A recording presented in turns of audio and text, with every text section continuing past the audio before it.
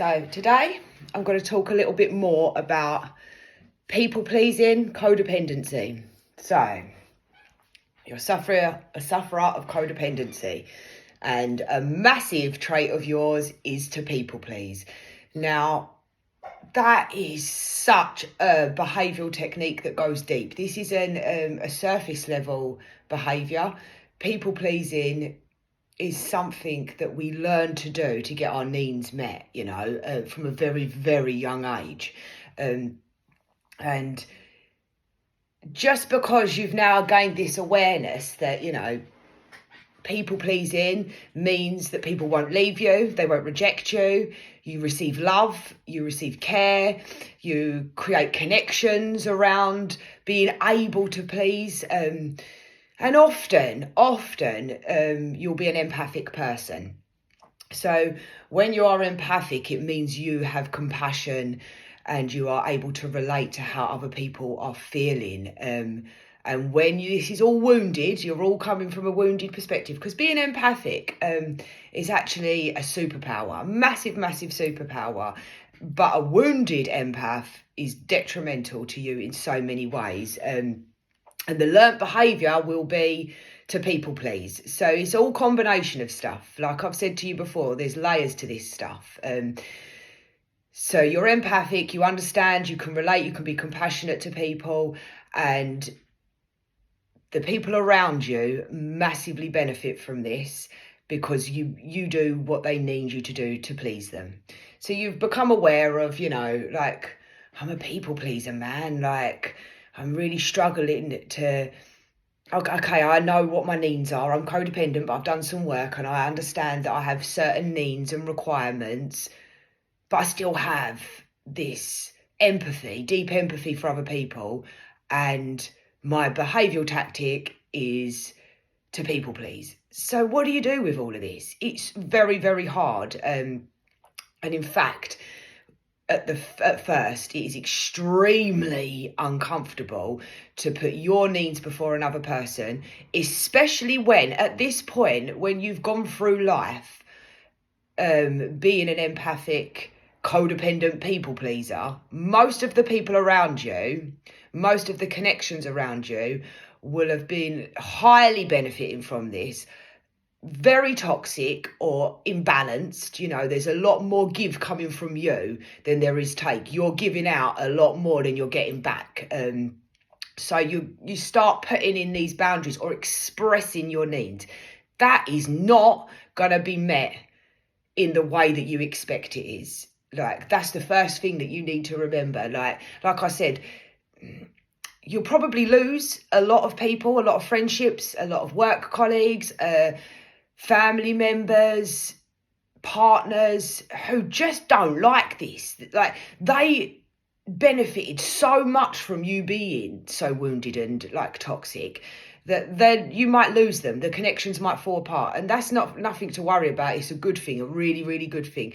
The people who do love you unconditionally will kind of learn to adapt to this new version of you. And again, that is not an easy process, but they'll stick around. The ones that were solely benefiting off you being a people pleaser will greet you with the biggest amount of toxicity you've ever experienced in your life.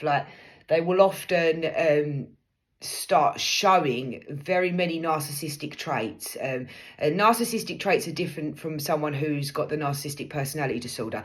Everyone can act narcissistically sometimes. Narcissistic personality disorder is completely different. So I'm not talking about the people who are in relationships with people with NPD.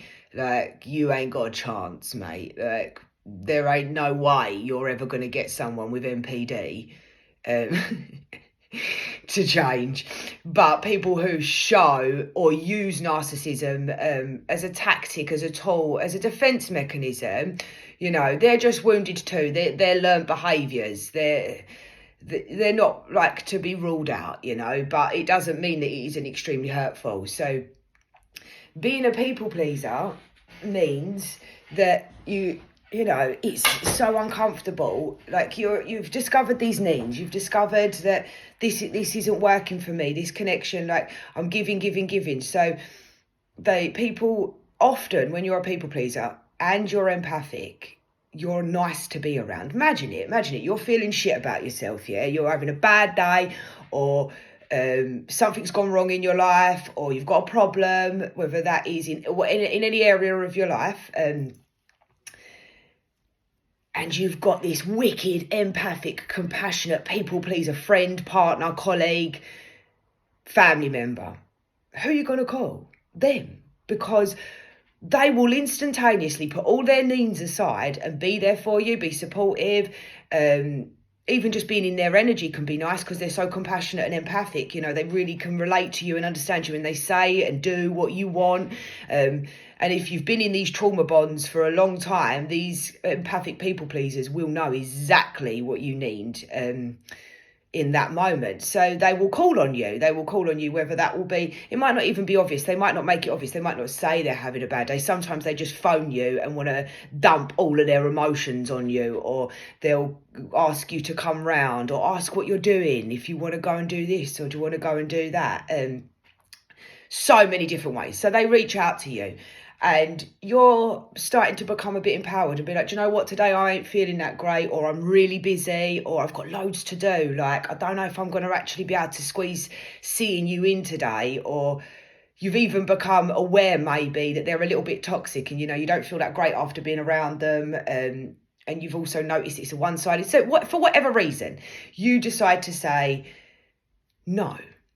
Now, this is where you see the people who like then go crazy about this shit, like, because you're putting a boundary in. You're not people pleasing. You're not giving them their feed. They need to feed from your love, feed from your compassion and empathy. And you're like, no, not happening. And they just don't like that. And then that's when you're often greeted with some serious nasty behaviour. And over the years, I have lost so many friends and work colleagues. And I've lost some out of choice, where I've decided, nah, mate, like, because the more that I become empowered and put in the boundaries, the more they kicked off. And there would often be jealousy involved, or they start gaslighting you. They start trying to wind you up, like saying things that they know will get a reaction out of you. They make you feel bad for not putting them first.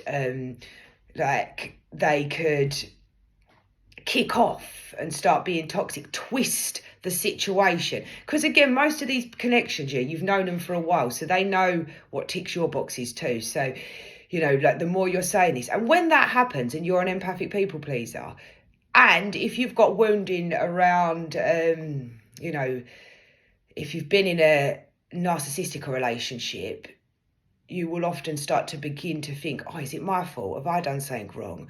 And even if you haven't been in a narcissistic relationship, maybe you've had narcissistic parents or friends,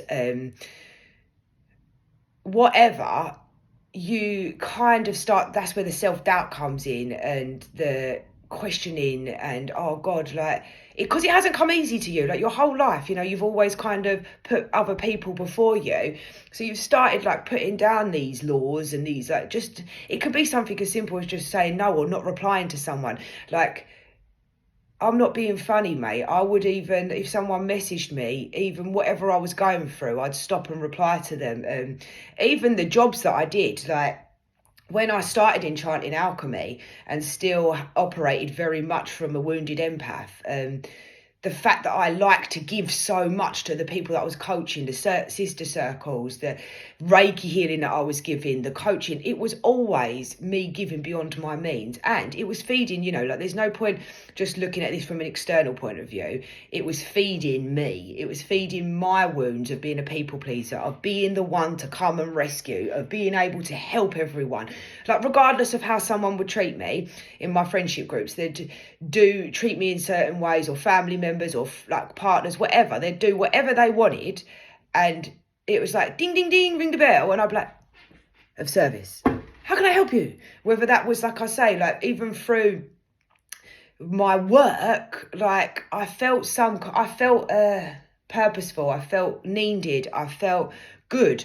Like, and lots of people would message me on social media, and I would spend hours replying, giving them tools and tips, like, this is how you can hold this is what you can do, giving them ideas. And do you know what? I can tell you now how many people I've given ideas or help to, they've used that and then gone on to help other, like, pretend, like, how can I explain it? So there was a stage in my life where I was really like responding to people 24/7, like whether it was via text message, WhatsApp, Facebook, Instagram, all of these different platforms. People had access to me 24/7. I had no boundaries, at all, no boundary. And I liked the way it made me feel when I helped other people. Like, I'd get like a little ding in my heart. Don't get me wrong, I still love the helping people, and I'm empathic, but it's a empowered empathy now, and with serious boundaries. And at this point, there would be lots of people who I would help who were going through things. I would sometimes spend hours on the phone to them, replying to messages, giving them tools, giving them guidance, guiding them to the right people and guiding them to the right spaces. Then they would pretend like, oh yeah, like, would you like to do this? Would you like to do that? Then they'd use the information that I'd give them and make it look like it was their own. And then I'd see them like copying me, imitating my ideas and sharing them with people, or sharing them in their own spaces. And, they literally just fed this information off me. Or they'd be so lazy that they would expect me to give it to them. And this didn't even just in this space. Like, at one point I had people from that space, they'd be like, oh Laura, like, I'm starting a business, can you give me some guidance of like where to go? And really, let's be honest, yeah, I'm self-taught with that, so I know it's possible for you to do. Google's amazing, you've got all the information on the internet, there's ways to do it themselves. But because they were lazy and they were feeding off of my people pleasing, and I felt like I was gaining something of it, I'd spend hours like, I'll go to this link, if you go to this website you can set up your business this way, and you can use this and you can use that, and I do that and do this. And then sometimes they wouldn't even fucking say thank you or respond to my emails or anything that I'd done. Or this has been a gradual process of learning my value, learning my worth, having higher self-esteem, having high boundaries. But I'm just showing you how this can happen and how this dynamic plays out. But because I was gaining something for it, I was still wounded. So I was still playing into these kind of connections. So yeah, it wasn't just in my close connections. This was a big problem for me on all areas. Whereas now, like, if I've got the time and space, I will help people. But I also won't just like give you this information for free to some people, my guidance is very, very valuable, and I'm doing these videos and stuff, and that is my way of giving out to free. The rest of the time, you want space with me, pay for it. You want time with me, let it be known you're not getting these things for free. And like I said, I learnt my lesson the hard way, because of the many, many people who I spent time giving, and they took advantage of that. But at first, when I started putting those boundaries in, I felt really, really bad, like I was letting people down, like that these people needed my help and I should be there for them no matter what they've done. They're my friends, they're my family, like they're people I love. And so once I'd kind of like alchemized the first part, then it came into my close connections. And that is when I lost a lot of friends, because they were so benefiting off of it. And when I weren't so easily available to them, and I weren't so, always like responding, like, they used me for things, like, and they'd play into stuff. And then when I started becoming more empowered and mirroring to them their own toxicity, they'd then start with the narcissistic digs, trying to like plant seeds to wind me up or put me down, or they'd show their jealousy. Like, often they'd make remarks about something like appearance or things that they knew, because I'd shared with them, that I was insecure about. They'd then use that against me, and I'd be like, that don't feel very nice. Why would someone I care about say that? And again, this took time. Awareness is everything. Being able to be aware of yourself and others means you can observe this going on. And sometimes you need to observe these things a couple of times before you really believe it to be true, because of the lack of self-trust. You don't always trust what you're intuitively picking up on. You give people the benefit of the doubt. You can then fall back into your old patterns and stuff like that. There's so much that goes on with it. But yeah, like I say, it'll often be greeted with that, and they'll kick off more and more and more. And they'll try different angles. 1 minute they might be nasty, then they'll be super nice to you, then they'll try another angle. It's like they come at you in all these different ways because they're like, give me your energy back. And you're like, no, like I'm not about that, mate. And take your toxicity somewhere else. And like I say, the right connections, even though they might behave in certain ways, they learn to understand this new version of you, and they'll be like, okay, Laura's just got boundaries now, or like, this is nice and they're actually usually quite happy for you, because they can see that by you having these boundaries that you're becoming more empowered, that you're becoming more secure, that you're more happy, that your energy is more contained in yourself. And they always say you give from a cup that's overflown, and people pleasers give from a cup that's empty, mate. You'll have nothing in your cup and you'll still be giving, and you don't really know why. And it's because it comes down to deep core wounds around saying your needs or expressing your needs was often met with some kind of experience that caused you pain, whether that was a rejection or abandonment, and it creates a fear response. So when you are naturally stopping to give out these things and people greet you with their rejection, you will have fear responses. So it's about, you've got to reparent yourself and really spend time regulating your nervous system, using your tools, knowing that it's completely safe. So it's one thing when you start having awareness of okay, I've got codependency and one of my massive behavioural traits is a people pleaser. I'm going to start putting in boundaries, or I'm going to start expressing my needs. Don't be surprised if the people around you don't like it. That's what I'm saying. And don't let that put you back to square one. Don't let other people's reactions to your growth make you feel shit about yourself, because I can guarantee you they won't like it. And the right ones will stick around. They might be uncomfortable with it at first, but they'll respect you. And probably be they might find inspiration from you, from the fact that you can now take your power back, express your needs and hold your power. But what people often don't see behind the closed door is you're a quivering mess, mate. Setting boundaries and putting your needs before others is not easy. And because you're empathic, you can understand how that person's feeling. You can almost, especially for me, I can actually sense and feel that are the other people's emotions. So then that would make me become overwhelmed with that, and again be putting their needs before my own. Oh God, was I out of order for saying no to that? Or should I have helped? Or I could have responded, or maybe I should have gone round and seen them. And that's the inner talk that will kind of be going on, and you have to constantly just be no, at the moment I don't have the capacity to do that, or this person's taking advantage of me, or they're not in alignment with me anymore, I don't want that connection, they're not being very nice to me. You have to constantly regulate and tell yourself these things, because it will not be comfortable. And like I said, the more that you do it, some people will just kick off. And I've lost many friends for it, and work colleagues, and I'm glad now, because obviously lots of my friendships were codependent because I was unaware, and I'm not blaming just them. It was beneficial to me too, but as I've grown, they're no longer a vibrational match to me. I don't need you to feed my wounds no more, mate. I don't need that. I feed myself in my own ways. My cup is full in my own ways. So I don't need to engage in these codependent connections in any way, shape or form. And if I see that I'm becoming in a codependent connection, or even with work, like I say, even when I'm coaching people or doing this, and I can see that this is becoming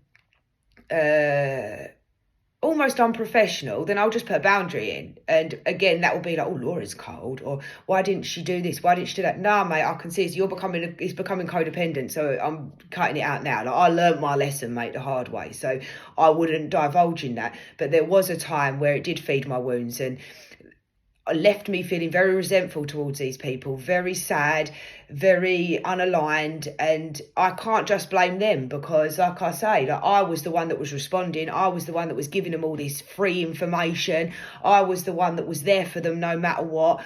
I was the one that would allow them to treat me like shit, and yet show up for them in any way, shape or form. I'd let them treat me narcissistically, put me down, get jealous about me, even, and like often, like you'll see this is another massive trait of, like they will portray to the outside world that you're like amazing, you're the best of friends, like they might be like actively liking and supporting your pages and work, but behind closed doors, they'll be like on the phone to you with their very, manipulative comments, like one-liners sometimes it could be, or like just saying things that they know will kind of bring you back down, because deep down, yeah, they're not actually happy for you growing. They're not happy for you taking your power back. They want you to be how you was before. It's extremely uncomfortable for them.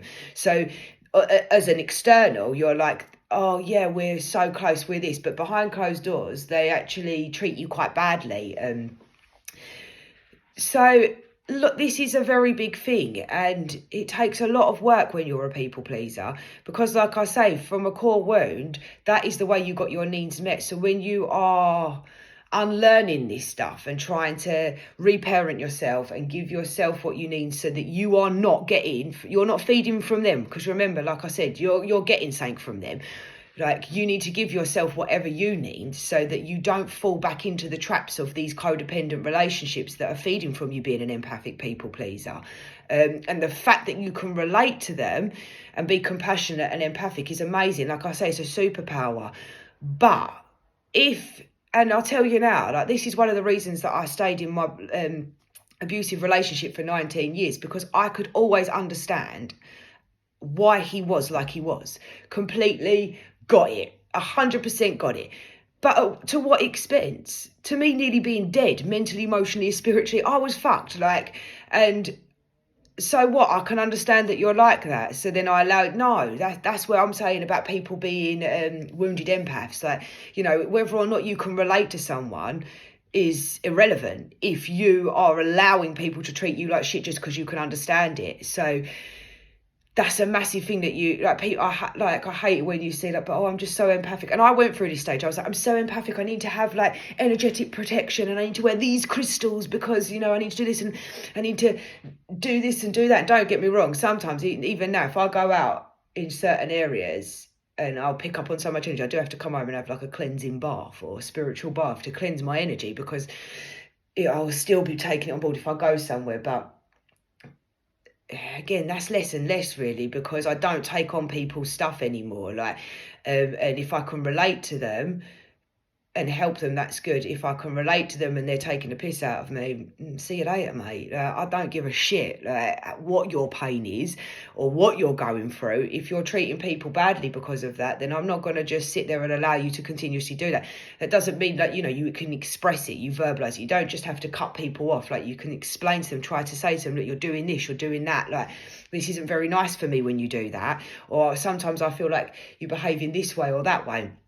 It's good to communicate it. It's good for you, and it will feel scary, and you'll literally be shaking sometimes. Like, expressing my needs, regardless of the fact that I spent a lot of time understanding my desires, my needs, my fears, my likes, my dislikes. I got to a great place of that. But actually being able to verbalise them to people was so hard for me. Like, I kid you not, like, I would know very much inside what I wanted to say, but I couldn't say it. My words just would not come out. They just wouldn't come out to people. So I would either fall back into old people pleasing patterns or just cut people out, because I didn't know how to express to them, you're hurting me, or the way you treat me is really poor, or the fact that I'm no longer giving you what you need. So it is also a matter of practicing that, and you can practice that with safe people, like family who are close, or friends who are close, who you feel safe with. And that's hard to distinguish sometimes, because, like, you know, I didn't really feel safe with anybody at one point. So it was hard to practice, and I had to do a lot of this practice with self-talk for myself, and just observing, like, wow, you feel really uncomfortable telling this person how you really feel. And you, like I say, the first couple of times you do it, you'll be shaky, your voice, your words might not come out exactly how you want them to, but every time that you put the boundary, you stick up for yourself, that you put your needs before another person's, you are healing that people-pleasing wound. You're showing that part of you that it is safe, that you're not dead. You know, like, I didn't die, and regardless of if I got rejected or abandoned, I'm here for me. Like, it's a lot of inner work that you can do just with you. Like, you don't, sometimes when you've been really, really wounded through connection, connection isn't always the safest way to heal that. It's connection to self, just with you on a one-to-one basis, which is a lot of like touch, a lot of inner dialogue, a lot of, so if you've got a hang on your needs and your desires, like, you know what makes you feel good, you know, like what you need in each moment, then you can then start giving those things to yourself in the moment. So when you're feeling scared, or after you've kind of voiced your needs to another and they haven't been met in a nice way, and that person's projecting all their bullshit onto you, you know, it's a really lovely practice just to sit and self-soothe.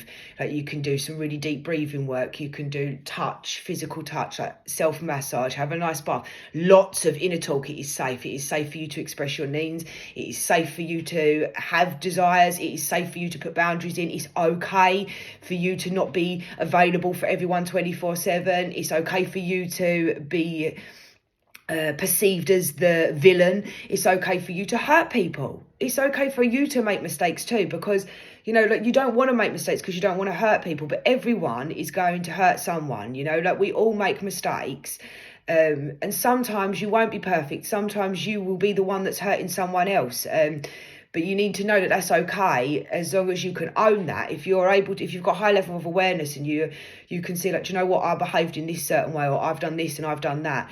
Like, again, this is all about reparenting, and a lot of, like I say, a lot of that comes from deep shadow work, really going down into the subconscious and working with that core wound of people pleasing, and then figuring out your needs and giving yourself those in every moment, and lots of practicing and knowing that this doesn't happen overnight. Like, it's a process of expressing and putting yourself first, you know. So, like I say, shadow work is by far the best thing for this, and inner child healing, and getting playful with that. So with shadow work, you can do it in lots of ways, like lots and lots of ways. Sometimes shadow work needs to be done with someone else because you're incapable of seeing your behaviours.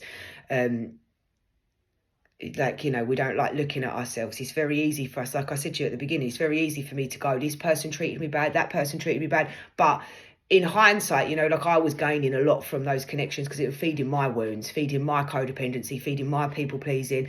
And now people just don't do that with me. They know they ain't going to get it, so they just don't bother. Like, it's not really a problem, you know, but that come from many layers of, like I say, inner child work, shadow work. You can do that through shamanic journeying, and, you know, like, you'll find your tools, but it's all about practicing. So, like I said, you know your needs, but just because you know your needs, it don't mean it's going to be easy for you to express them. So doing nice practices with safely expressing your needs, saying them out loud to yourself, lots of mirror work, lots of looking in the mirror, self-talk. And I don't mean that bullshit where people are like, you know, affirmations. Like, don't get me wrong, I'm not saying affirmations don't work, but because there is an element of the mind that we can program with affirmations, but if you don't believe them, fucking pointless, mate. So when I talk about mirror work, I mean really sitting with yourself, looking at yourself, seeing the fear and feeling the fear and being like, I know you're scared, acknowledging that fear, not gaslighting yourself and being like, you're shitting your pants, you feel crap about yourself, you've got all of this deep dark emotion going on, and you look in the mirror and go, I am amazing, I am positive, I am strong. Well, fuck me, you don't believe that, so that's what helpful. Instead of just being, I am scared, I feel nervous, I feel like my needs don't matter, I feel like I'm hurting people. Say how you feel to the mirror, and then listen to what you need. And you can close your eyes and breathing into your heart and your stomach and being like, oh, this feels really uncomfortable, I really don't like this. Regulate your nervous system, because I can tell you now, if you're a people pleaser and you start voicing what you need in each moment, your nervous system is going to go to shit, mate, because your nervous system remembers the last time or all your life where you've voiced like, this doesn't make me happy, or when you do this, or I need this, and that has actually meant detriment to you. So, you know, your nervous system, again, you can't be angry with the shadow, the ego, the nervous system, because they're all doing things to protect you, and they're like, so your whole chemical reactions and imbalances will start going on. So, you know, like I said, saying I am amazing in the mirror ain't gonna fucking do nothing for your nervous system. It's like, so breathing, breath is like the best tool in the world because it's free, it's available to you 24/7. You can tap into it whenever you want. And there's different breathing techniques, like lots of different breath work that you can do for different reasons. But a very easy one is to just be with the breath. Like everyone can do it. It's just focusing on breathing in, breathing out, feeling the body, breathing in, breathing out, regulating your nervous system. And depending how fucked your nervous system is, depends on how much you've got to do this. Like there was a point in my life where I was waking up every single day doing nervous system regulation practices every single morning because I actually needed them. But then again, as my journey was unraveling, I actually became codependent on my spiritual practices and had to step away from everything for a little while. Now I just do what I need and when. I know very much like what I need and when I need it and how I do it. I don't have a dependence where I need to get up and do like 20 minutes meditation, followed by breath work, followed by nervous system regulation, followed by this, followed by that. And I also got very, very obsessed with shadow work because, again, I thought there was something wrong with me. So that's another dangerous hole you can fall into. Because shadow work for me would make me smile, mate. Like there is part of me that is very good at shadow work, you know. That is part of my gifts. But because I was coming from my shadow work from a wounded perspective of there's something wrong with me, it was not actually doing anything. It was just making me feel good that I could say there was something else wrong with me. So you have to have all these awareness and play with these different things. And it's all just a journey. So, you know, that's what I'm saying. Like for me, there was a time and space where my nervous system was so fucked. I was in such a bad way. I had all sorts of autoimmune diseases going on.